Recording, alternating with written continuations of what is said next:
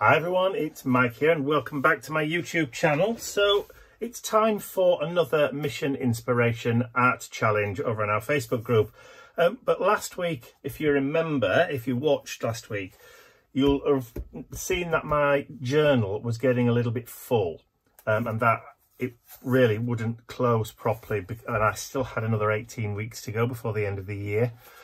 So what I needed to do was I needed to create a new journal that had a wide enough spine that it was going to hold the next 18 weeks worth of pages. So that's exactly what I've done. Look at the difference. It's absolutely huge. So I put them side by side. You can see they're the same size, just a lot wider. And I've used my atomic papers to cover it this time. It's still got three elastic holders for the journal, and as you can see, I've got both of the signatures that we've done for the last 36 weeks here, but there's now enough space for another, that's where the spine is there, look, we've got enough space for another 18 weeks to go in there, so I'll have the full year on that. And the spine itself, how big did I eventually end up doing it? I think it was something like 16 centimeters, which is just over 6 inches across. I gave, you know, each of the signatures about 1.5 inches, measured from the center outwards, so that way kind of 1.5 inches each to be able to spread. But I have got my elastic that goes around it, which, strangely enough, with it being elastic, still fit and still worked quite nicely. So it's a really thick and chunky journal. I think it's probably the biggest one that I've ever made, width one that I've ever made. I know Ian's made one, probably about the same, if not a little bit bigger. But this one is definitely the biggest one that I've ever done. But like I said, I needed it to hold all those 52 weeks worth of art prompts in one volume. So that's going to be 2024 when it's finished, all in one go. Love it. Anyway, so on to this week. We're on week 37. So the prompt for week 37 is song. So embrace the melody of life where each moment is a note in your personal symphony. Like a bird's tune at dawn, let your song rise with authenticity and passion. Navigate with harmony, for in every rhythm and lyric, find connection and meaning. Celebrate your unique song, a reflection of your soul's journey and essence. So there we go. The little graphic, it's a little bit bleached out on mine. I think it might be a little bit too light. I may need to darken it, I think. There's a little bunch of flowers. There's what could be either a violin or a little cello or whatever, and there's a little birdie sat on the neck. So bird song. It talks about birds' tunes at dawn and singing and that kind of thing, and that's kind of where my mind has gone for this one. So I'm going to be working on this front, and that's one of the reasons why I've got a sheet of music paper. I've got some music paper and I've got some blue card. So what I'm going to do is I'm going to first of all cut the piece of cardstock so that it's just the right size to fit on the front of, I've already used this piece, it's a bit of scrap, so that it fits onto the journal page. So this is going to be my base layer. That's going to create the frame that goes all the way around the page. I think my blades are going to need changing soon. So if I bring that back in, like so, that's going to create a nice little white border, and then we're going to have that, the blue, and then what I'm going to do is I'm going to cut this piece of music sheet, so just a little bit smaller that way. Then if I just bring that down to about there, that's going to pretty much do it the right way that I want it to fit overall. So let's just bring in the trimmer. So set about there for the height. I'm not going to throw these pieces away because these will get used again on a later project. So let's just try and make sure we get that fairly straightish. Doesn't matter if it's not perfectly straight. I'm not that strict with myself that it has to be perfect. I'm not that OCD really. Okay, so then we've got that piece now. That's going to fit on there. Yeah. See, I'm happy with that. I'm happy with the way that looks. So they can get put back in my paper stash for a later date. And then I'm going to grab some glue. And I'm going to use some Yoo-hoo, which is spirit-based, alcohol-based rather than water-based. So this stuff is supposed to glue down without causing wrinkles, but sometimes, depending on the type of paper, it can kind of seep all the way through to the front, depending on what type of paper you're using. But today I'm not too fussed. So let's just get rid of that bit because that's going to go on last. So I'll put that to one side. And then you've also got a little bit of wiggle room. Just to be able to manoeuvre it a little bit if you're not quite in the position that you want it to be. But we don't strive for perfection. This whole journey, the whole journaling journey, is all about the enjoyment of creating, not necessarily what the end product really looks like. It's all about the fun. Okay, so what I'm going to do now is I'm going to add some gesso. But I'm going to scrape it on rather than paint it on. So what I want to do is just start bringing some gesso into the page, which is kind of going to start to distress and add a little bit of, I'll just say, scruffiness to it, if you like.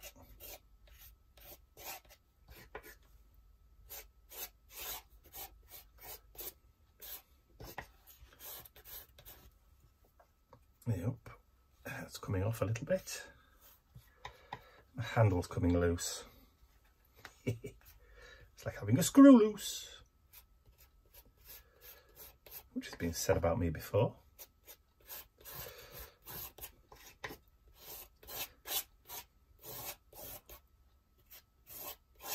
So a little bit more, I think.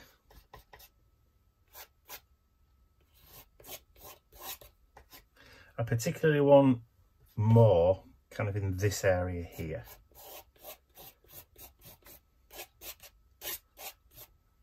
Now the thing with gesso is that, if you're new, of course, the thing with gesso is that when it dries a little bit lighter and you can see through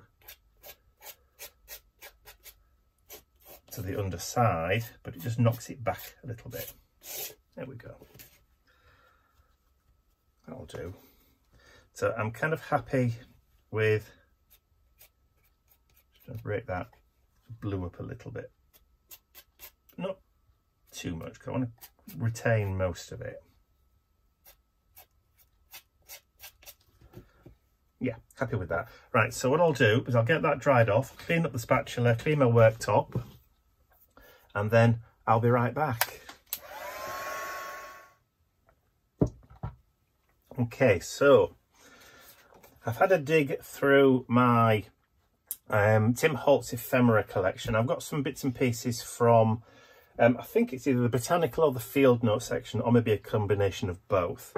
So what I want to do is just add a little bit of distress. So the first thing I'm going to do is go around the outside of this. just to kind of grunge it up just a little bit, just to take away some of that kind of stark whiteness that we've got there. There we go. Just kind of makes it a little bit more grungy, a bit more old, a bit more vintage. New vintage is what I heard a phrase the other day, which should have either been Nuovo Vintage or Neo Vintage. Because it sounds a lot posher, doesn't it? So new vintage, something new made to look old. So I'll just dry that off. So that's going to be the background. So we'll do a bit of stamping on that in a moment. And then I just want to go around and do the same thing again. I should have done this all in one go, shouldn't I? I'll tell you what, make it a bit easier.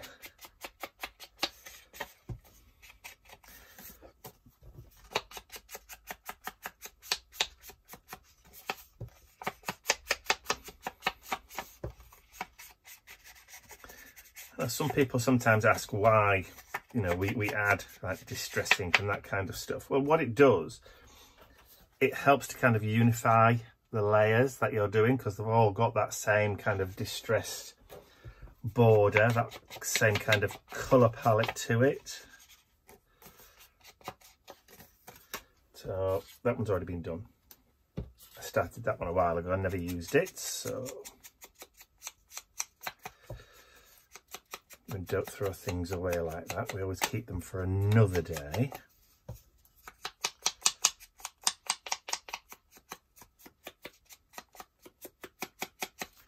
Okay, and then we just want to add a little bit around the edges of this die cut,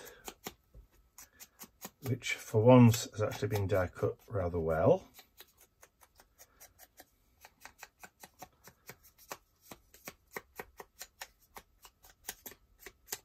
Okay, so now we've got those done, I'll pop those to one side and bring that sheet back in again, because I want to add some more stamping into that background. I'm going to use the kind of cell structure one there, the bubbles, what I call it, from my stamp set Journaling Textures 2.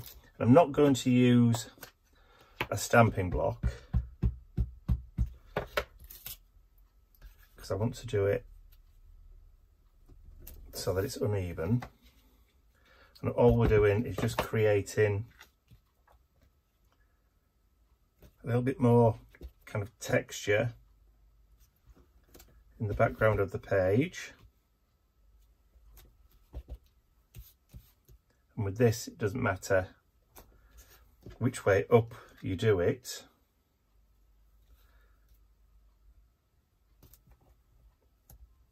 There we go. So we get that around the outside. This is why it's always handy to have a cloth handy by your side. And then we can also just clean off the stamp before putting it away. Oops. Right, and then I also want to use Journaling Textures 1, and this is some French text. So again, on that one,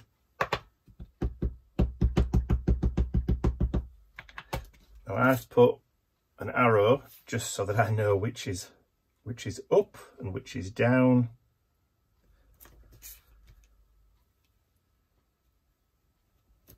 So this is just purely background. And probably the majority of it will be covered up later. Let's just break that little block up a little bit more. There we go.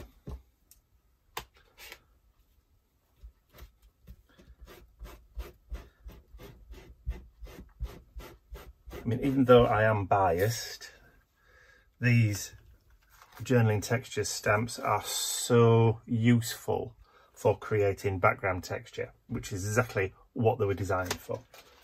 So, loving that. All right, so just clear that mess up a little bit.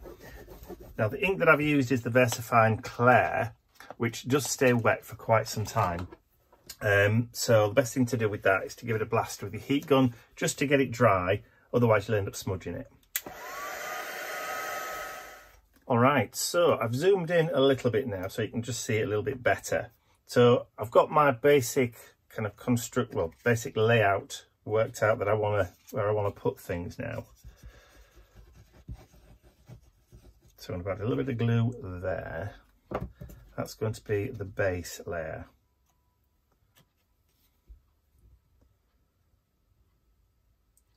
Like so. And then I'm going to add this larger piece.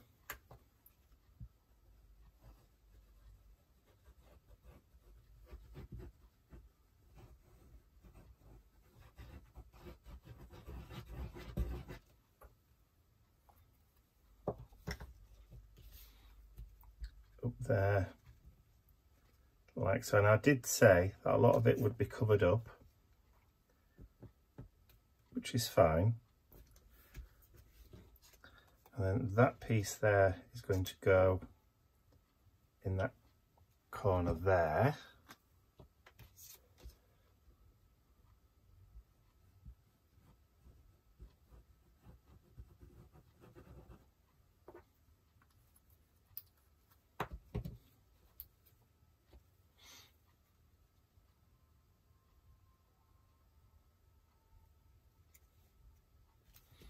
Like so.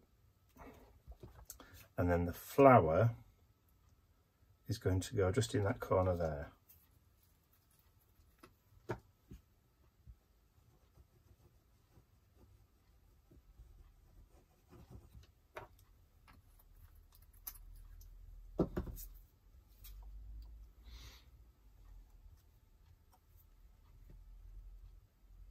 Just want to do it so you can just read that bit where it says field led, but it also covers that corner up a little bit there.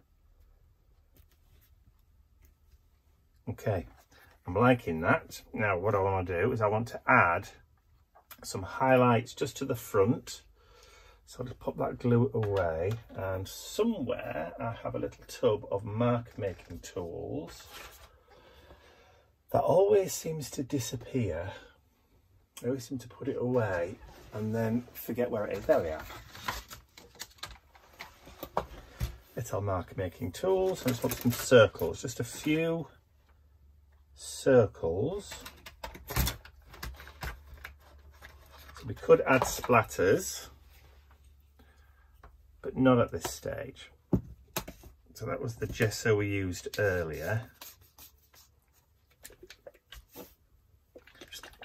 Give the gesso a shake. I want some of the paint on the lid, on the underside of the lid. There we go.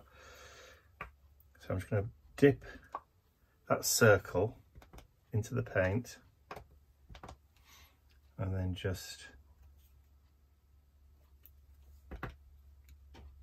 add a couple.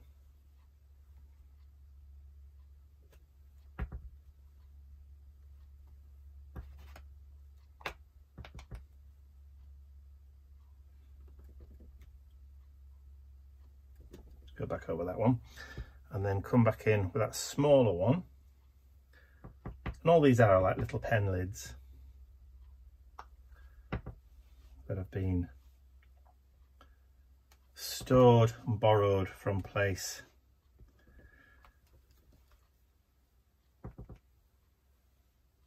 From their pens or whatever after they've been used up or no longer in their prime. So I'll just quickly give that a bit of a clean because we can use that again later. Just all adds a little bit of texture, all adds a little bit of layering, a bit of visual interest, which is really what you want. There we go. And then I can put everything away again.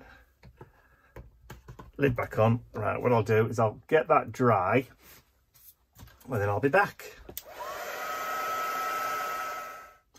So everything is now dry. Those circles have all dried, and where the distress ink was, some of the gesso has taken the colour from that distress ink and automatically just knocked that colour back a little bit. So the next step, I'm going to do some stamping, some more stamping. This time, and this is where the focal area comes in, or the focal point comes in, I'm going to use this bird. Remember, the prompt is song. So yeah, we're going to use the bird from my crown, or the crown stamp set. So this one here. So I've already placed it down onto my stamping platform. I'm just using a piece of scrap card because waste not, want not, and why not? So I'm just going to go over little birdie.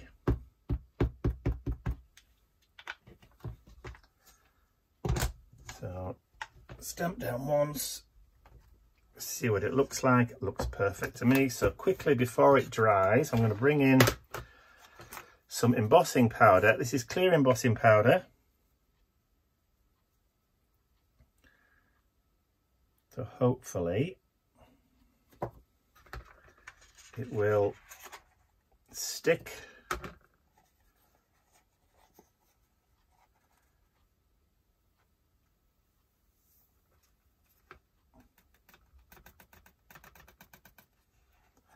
Like so.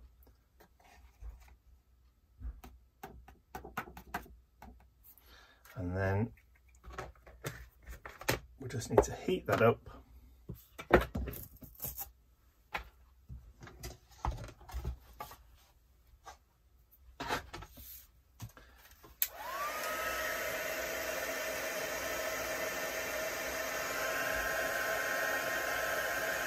There we go.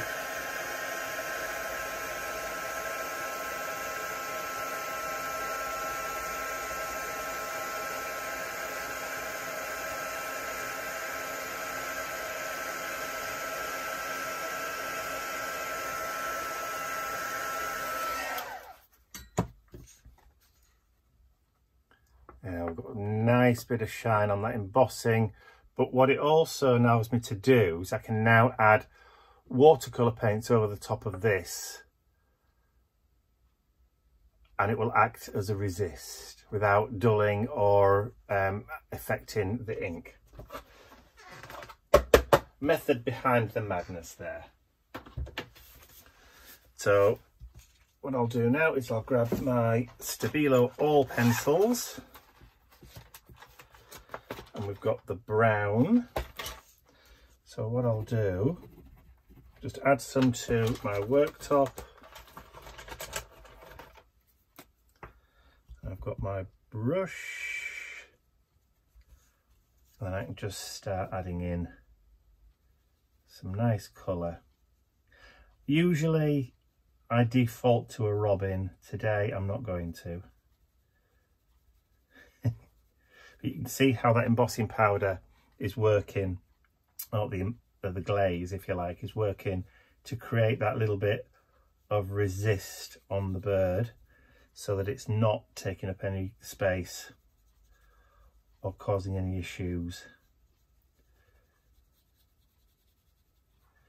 I think what I might do is I might just introduce a little bit of blue or yellow just into the breast, just because I can't resist it. So let me just clean off the brush end. There we go.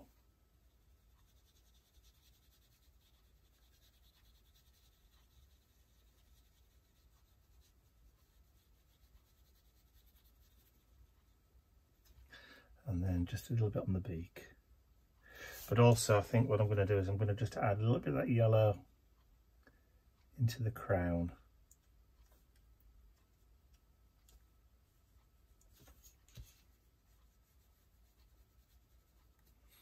Just take a little bit of the brown.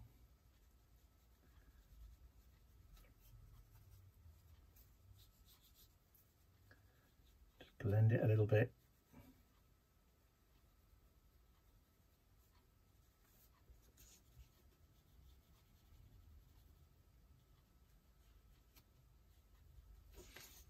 And it doesn't matter if you go over a little, because I am going to cut it out. Yes, you heard right, I'm going to try and fussy cut the bird. I know, I must be mad, but there you go. Right, first things first, remove as much of that excess page as you can so that you've got some manoeuvrability and you're not handling more than you need to.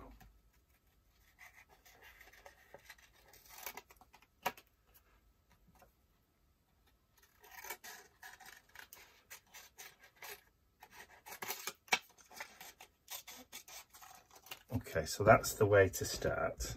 Oh, look, just happens to be some musical notes on the background. Huh, how funny is that? What a coinkydink. Did say it was scrap paper. Okay. So I will make a start on cutting this out. And I'm going to go as close as I can.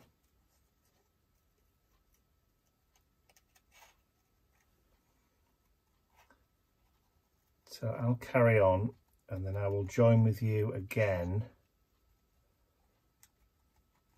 in a little while.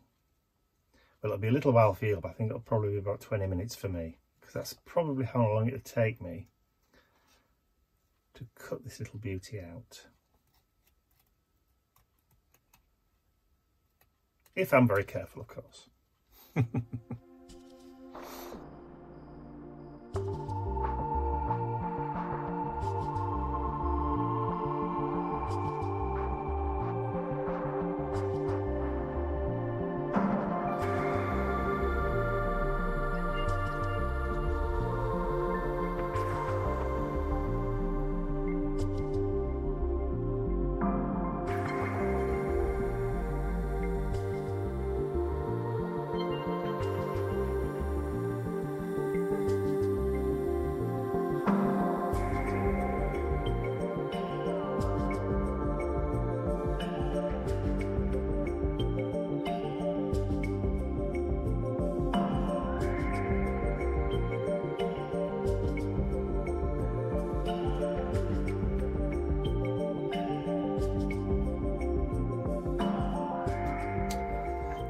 Okay, so all cut out. Just get rid of those bits and bobs there. So what I can do now is just to get rid of those last few remaining kind of raw white edges is just go around with that distress ink, just really, really gently, because we've used the brown ink or the brown paint from the Stabilo Alls. We can get away with just dropping that down a little bit. Little birdie, love it. Okay, so let's bring what we've done with my, oh there it is. I'll do what I've done with the glue. Bring the sheet back in. So this time we can now stand the bed. See how it just blends together, which is exactly what you want. So we have to be very, very careful now with the glue. So we're okay around the body and that way. And then we'll just add a little bit on the feet.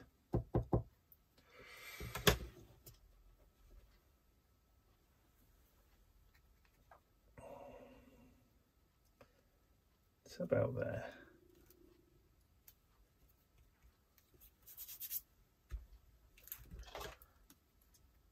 Let's clear that nozzle a little bit.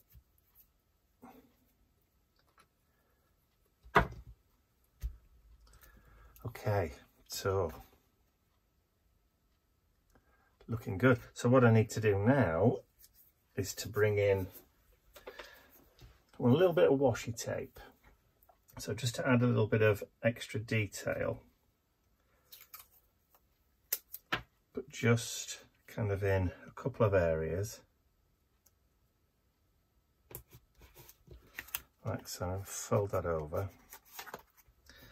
And then maybe a little bit down here. And do the same thing again.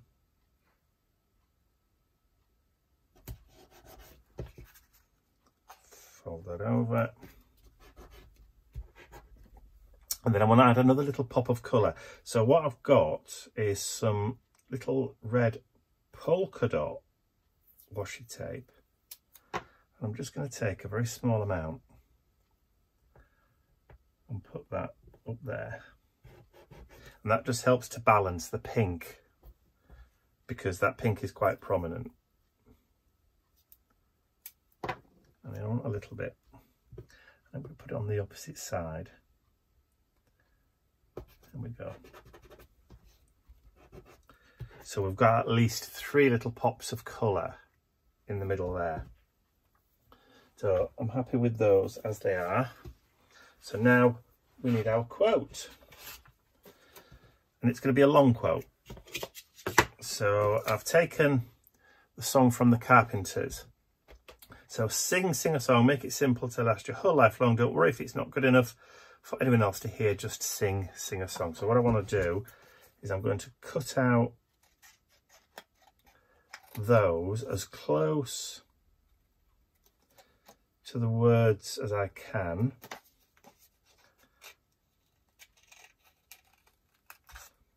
And I'm not being particularly careful about getting straight lines or anything like that, because that's not what the game's about. Those are not the rules of the game. The rules of the game are exactly how you want them to play. And if wonky cut lines are on the cards, then that's exactly what happens, because you set the rules.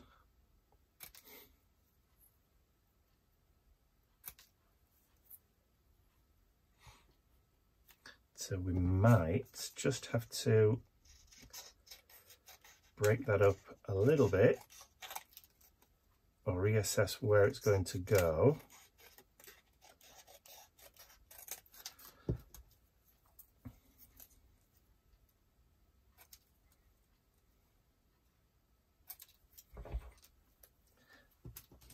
Let me finish cutting this lot off, because you don't really want to sit there watching me cutting bits of paper.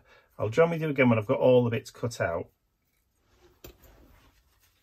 All right, I've managed to get everything cut out. So I think I'm kind of happy with the placement of where everything's going to go on the page. So I've got some school glue, some PVA, just in there, just to make it easy to stick these small pieces down.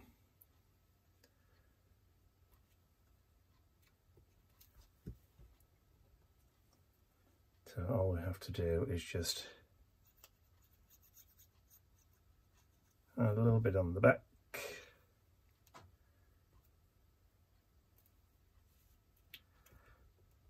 I don't mind if I squidge any of it out, because it'll dry clear anyway.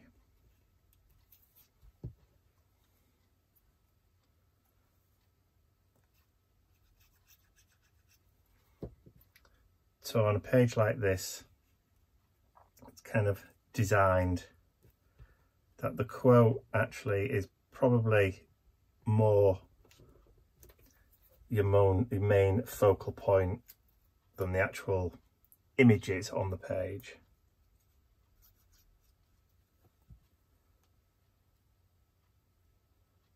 And that's okay, because your quote is sometimes more important than the actual background, because the quote sometimes is what the page is about or how you're feeling.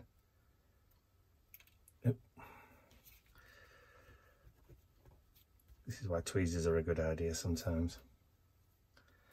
Stop you from getting glue all over your fingers. And dropping things.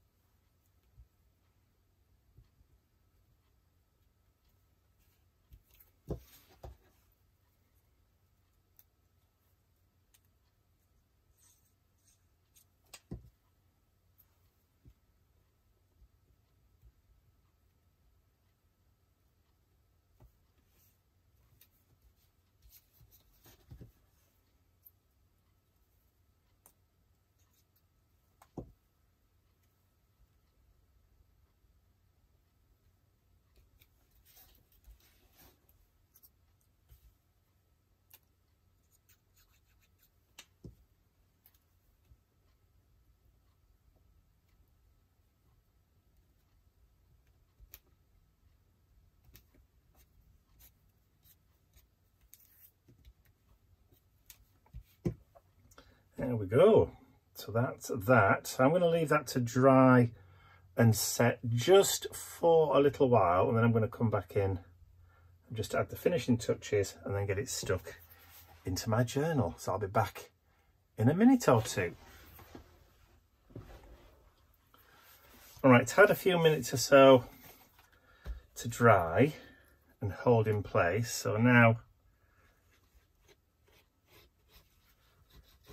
I can whiz round with the glue.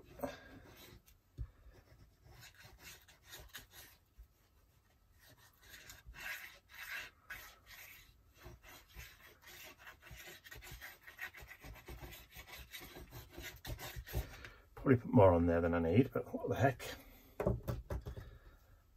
And then flip that over, just make sure I've got it the right way around. Yep. And that can go down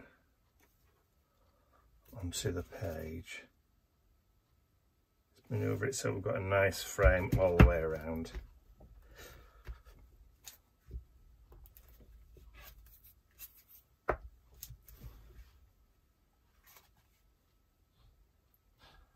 I like it a lot, but I just want to add a little bit of black lining just to make those quote blocks just stand out a little bit.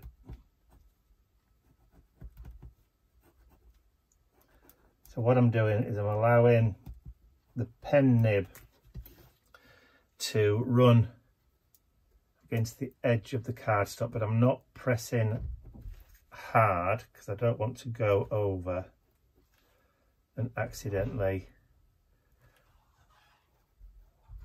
put too much pressure on.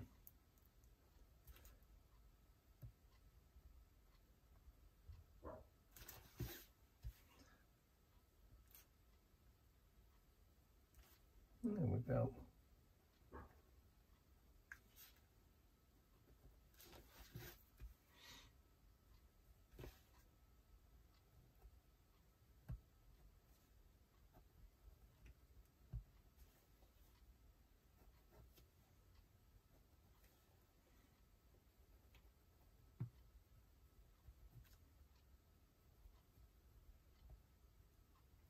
Just using the edge of the paper of the quote strip just to guide me. Like I said, not putting a lot of pressure on it.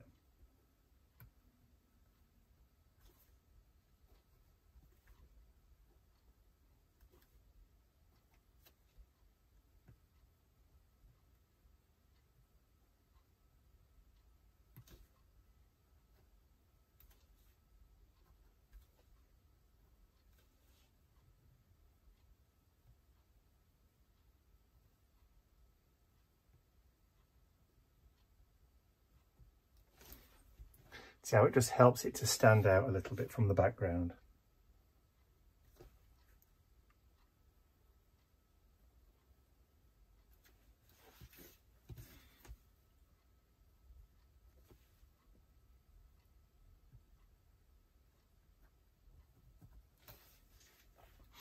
And I think what I'll do, just to finish off, is I will just put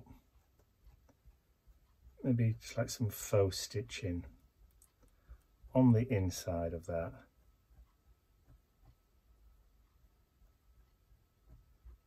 Just to kind of tie it all together.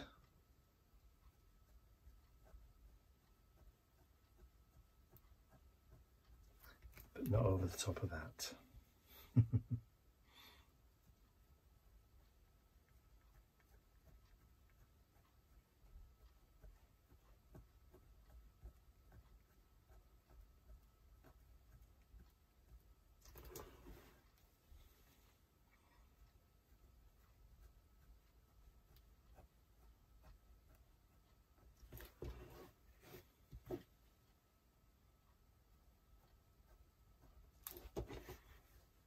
And there we go. I think I'm going to call that a day. So there we go. There's my art journal page for week 37, a prompt being song. So I hope you've enjoyed watching me create this art journal page today. If you have, please remember to give the video a thumbs up, because it really does help me and the channel get noticed by those people on YouTube that may have not found us yet. Don't forget, you can share the video with your friends, and if you haven't subscribed to my YouTube channel already, you can do so by clicking the button at the end of the video. And if you want to join us in our Mission Inspiration weekly art challenge prompts, that's the link on the screen there, but there will be a clickable link in the description area below. But also, if you're interested in any of my stamp sets that you've seen me use today, the Crown, Journaling Textures 1 or Journaling Textures 2, all three of these stamp sets are available to purchase on my website now. Shameless plug. Sorry, not sorry. That's all from me today. I'll see you all again very, very soon. Bye for now.